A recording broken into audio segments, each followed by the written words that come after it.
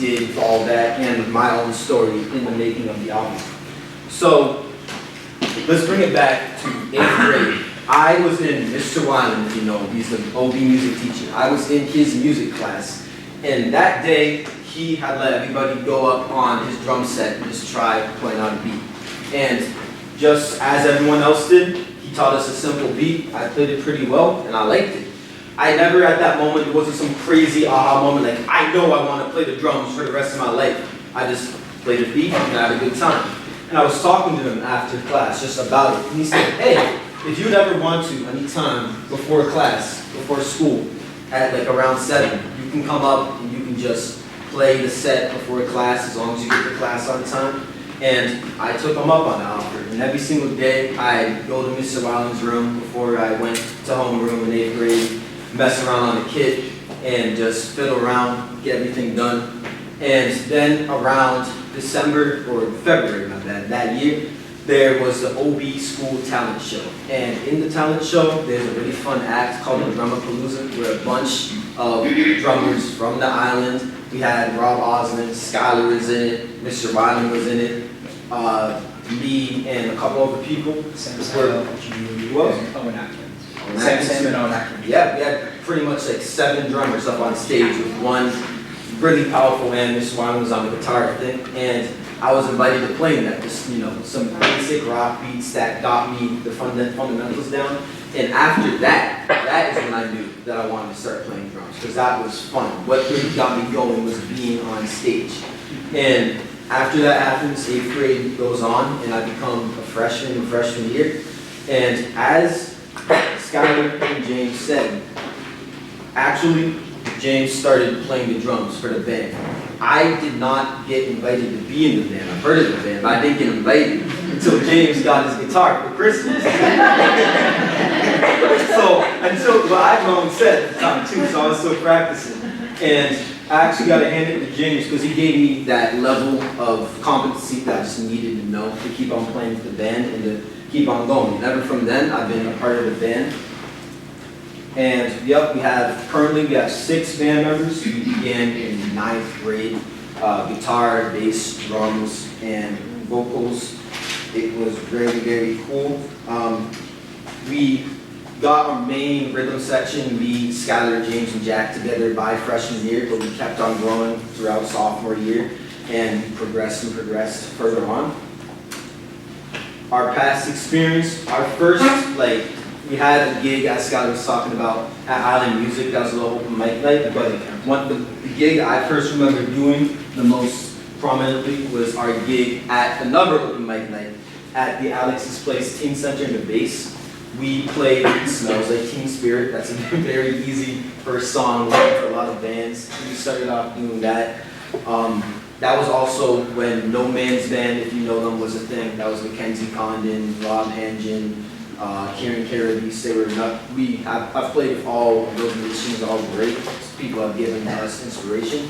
Then our performance at Homecoming in 2017. This was kind of our introduction to the student body, really. A lot of people didn't know that we had a band until then. And once we did, a lot of people started asking me about the band. We got well known. That night at Homecoming was great. We played before the entire party started, so people were rolling in, we were playing. We were like, hey, live music, and behind there. It's pretty fun. And one of our first poster shows that we started posting stuff up into school was this one on April 28, 2018. I really like that the Y puts the dates on the posters because it makes it easy to chronologically order them, and I can look back. And that's when we started charging. I think that shows the one we did for the Hands and Hearts charity. And then we move on to our most recent major show, which was our collaboration with Verona last summer. That's when they came down, Julian, Gabe, Ethan, Jackson, all the lot. They were great to play with. It was awesome just having another group to play with, which also got us more leaning towards album.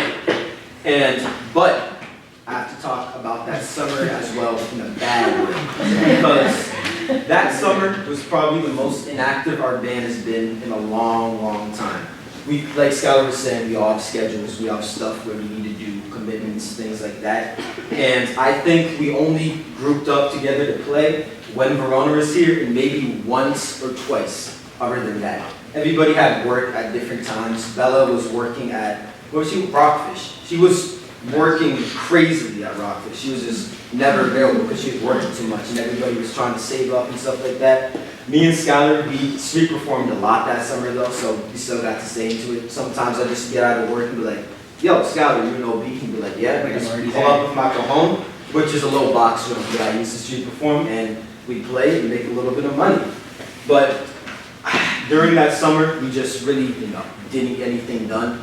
But what was good about it is that since we were, eager to get back together and talk and more interact with each other following on, that was kind of the catalyst that let us start getting stuff done in September. And this is where Air Good Feelings Resurgence comes in. So in September, we all sat down and we said, okay, we're going to start writing this album. We're going to get it done. That Y was, great enough to let us use the studio space to record and do a lot of filling around in. Still, schedules were still an issue. It wasn't something that just got thrown out the window. Now there's sports, which is a whole nother thing. Luckily, Skylar, didn't do football, so we had a lot. I don't think we could have wrote this. I'm gonna be completely honest. If he did football, I don't think we could have written this out. I would be in surgery right now. Or we just wouldn't have any time. But September is when we really came back together and started writing a lot of stuff. And one of those days, there we go. One of those days, we were fiddling around. Skylar showed us a chord progression that sounded really cool. I remember putting a little drum beat behind it. James got a really cool solo going over it. This is what became Little Tim, which I'll show you guys a little later. This is a beta version of it. I was using an electronic drum set at the Y, so that was very cool to learn. It let me do a lot of more cool stuff that I'll tell you a little later. But here is Little Tim beta first version before anything else.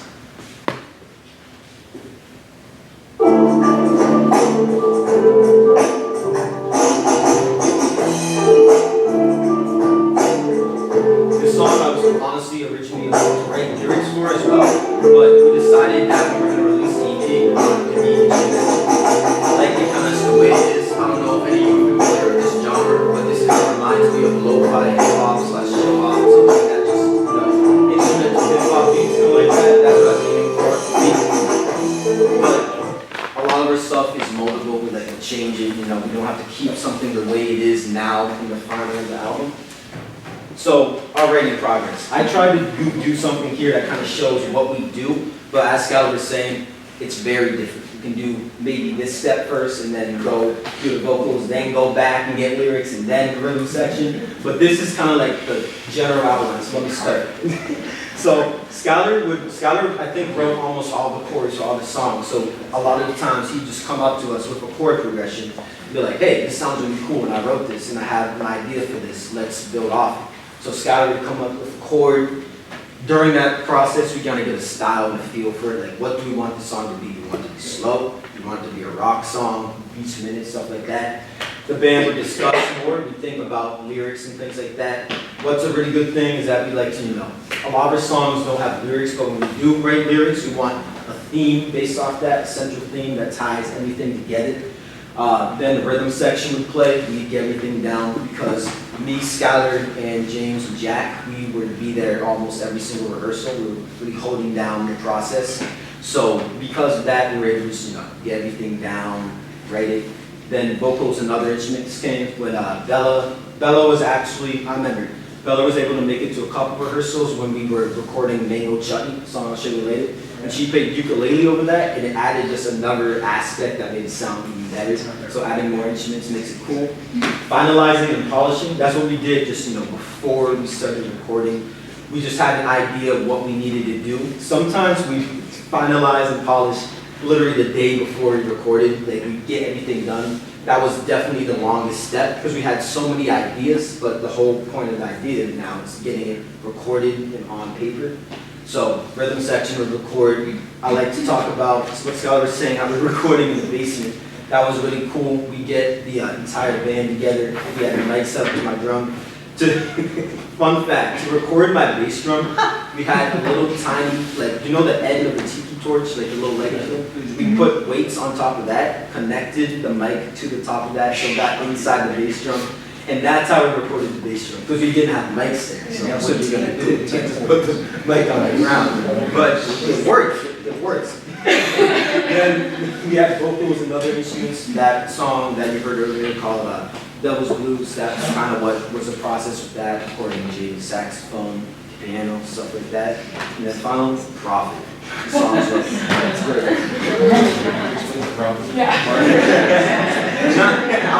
Not actual Prophet. Not actual Prophet.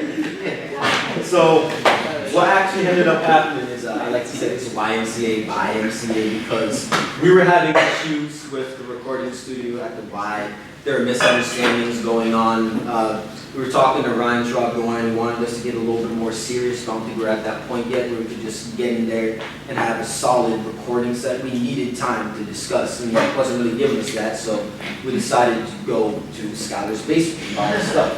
So, me and Skylar went to New York twice. One time to, just visit Verona, but the second time, we met up in Brooklyn, and we went to Guitar Center there, and Skylar brought all of our money that we got busking. I remember telling him, I'm like, hey Skylar, before we go to New York, take all those ones and put them in the bank, because we're going to New York. He's like, I got you. And then I pull up to go to Guitar Center, I meet him there, and he pulls out a pouch, and it's just bursting with ones. I'm just like, let's go.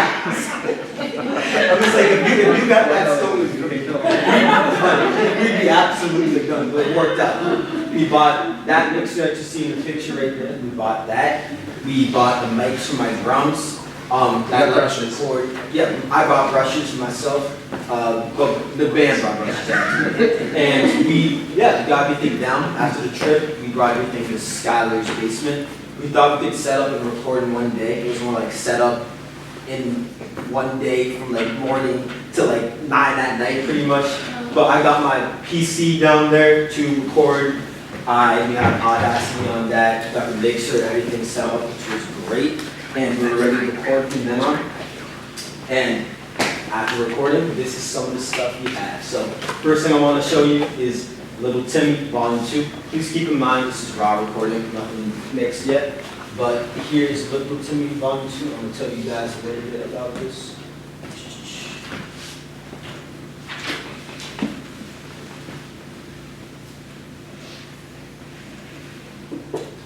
Okay. I'm just going to exit these slides so I can just play it using. It should work right here. Why is it working? Okay. Is it up top? The video up top. I'm gonna pull up the video actually that we had. Skylar posted a video on YouTube about it. I don't have it on there anymore. So I'm gonna talk about Little Timmy while Skylar pulls that up. Little Timmy was the song that I like the most in the song. I want to write the lyrics for it.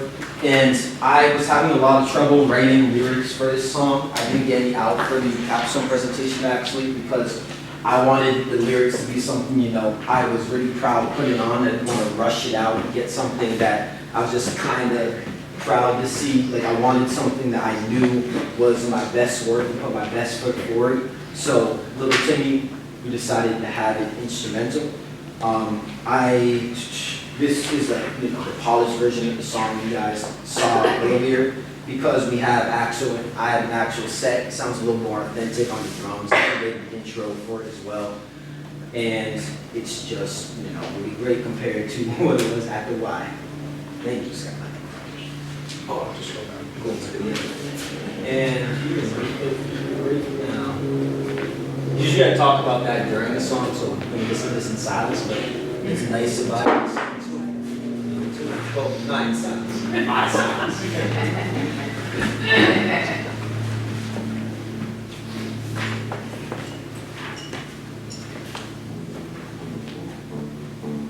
I like the bass at the beginning. Jack kind of just started playing it.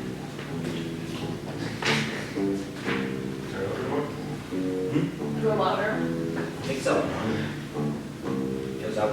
The bass is only going through your left ear, and the lead guitar goes through your right ear. I came to slowly, the hi-hat slowly building.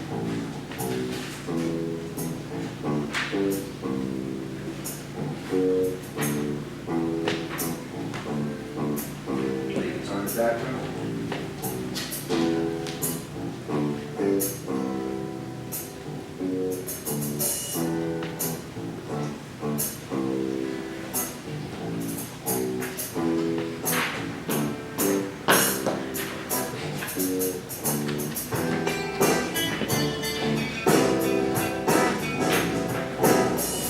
Not a regular song originally. If you hear the snare right there, that's a little delayed after, normal strong beat. At first I had just, a steady beat, but I want something to match a little bit like a different feel than something straight like a hip hop beat might be. So put that on. James came up with the solo actually. I remember that was the one you heard in the beginning. That's what it was sold into the song, I think. I think that's like a movie going to the song that people listening for. I think it sounded really cool. I switch back at this point.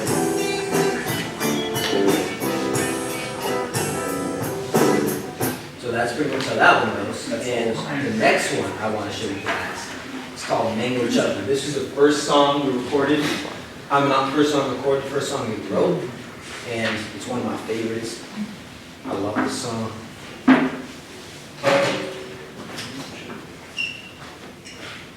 The only words in the song are mango chutney and ad-lib screaming by Skylar himself. I'm really happy I got this point because on the slide it wasn't the screaming. So we'll scream.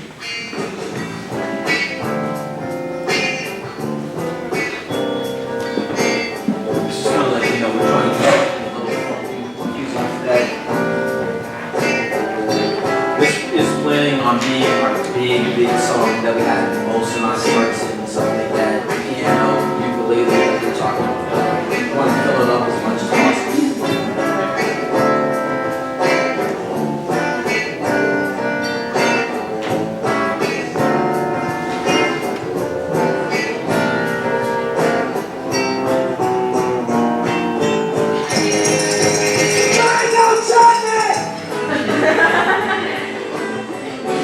That's the lyrics.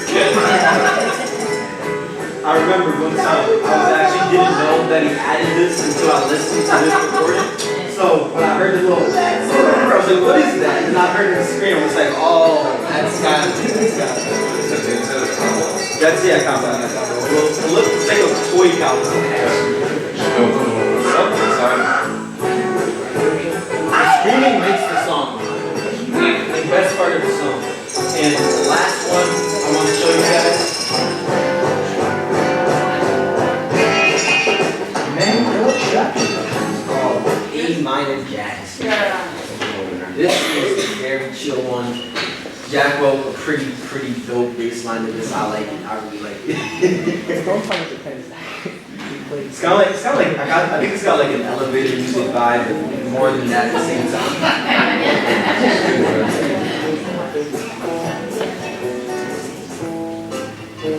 I use brushes on this one, get a more chill feel, even loud drums.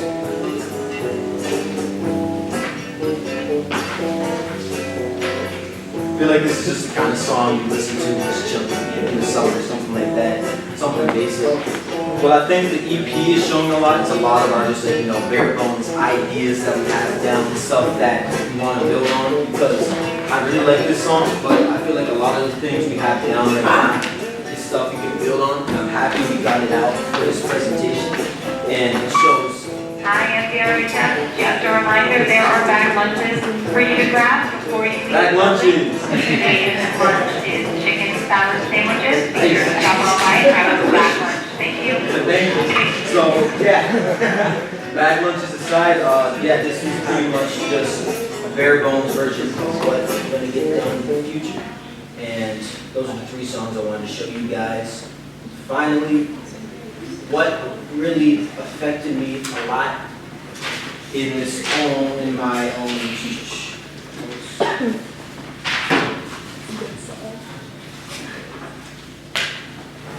I can talk about that. So, my journey in this album has been, very different. I think that I became a much more talented drummer, just honestly the span from the end of summer to the beginning of this presentation, the end of Capstone, I had to focus a lot more on, my own style, how I wanted the song to sound. Usually I'd be doing a lot of covers, I'd be playing a lot of songs that other people wrote. And as a self-taught drummer, I never had professional music lessons. Everything I do would be a tutorial on YouTube, somebody, listening to a song, maybe every once in a while playing with a professional drummer, but most of the stuff I did would be by myself in my basement, just with the headphones on, listening to something. And this helped me get my own feel down, what kind of music I want to play. After I started getting stuff a lot down, I could, read music. I wrote my parts down actually in drum music, which honestly I did not understand rhythm before that. It's hard for me to write it down, but I got it down. And another thing that's helped me was I joined the band for Big Fish, the school musical this year. That was something that, on top of the album, helps me become a better musician and a better drummer. I don't think I would have joined it if I wasn't writing the album, so the album helped me with that. I also, now me and Jack actually are playing with Kieran Carabis and Owen Atkins at a little tiny gig we're having at the Y. So just, having this confidence now as a drummer is letting me reach out to a lot more people, talk with a lot more people, and become a lot more invested in the community. And before I end this up, I just want to thank a couple people before you leave. You're in the credits. You're in the credits. Dash, first I want to thank Dash for the recording. Where's Dash? Hey! I want to thank Dash for recording the mixing, the stuff in Devil's Blues helped out a lot with.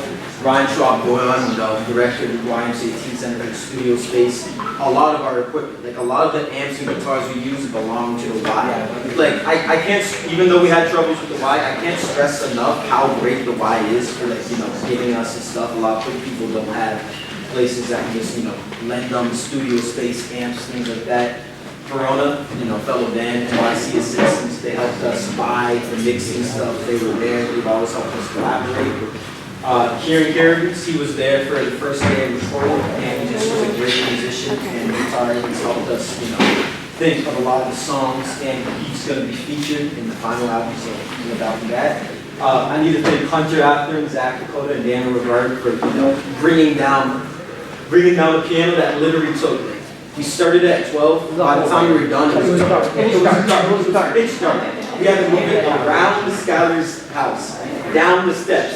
We had to wrap it in a rope. Yup, we had to wrap it in a rope and get it down. That took so long. Our original idea was to put it upstairs. Now, Abigail Chandler and Mr. Tinnis, because music teachers allow musicians to be who they are. So thank you for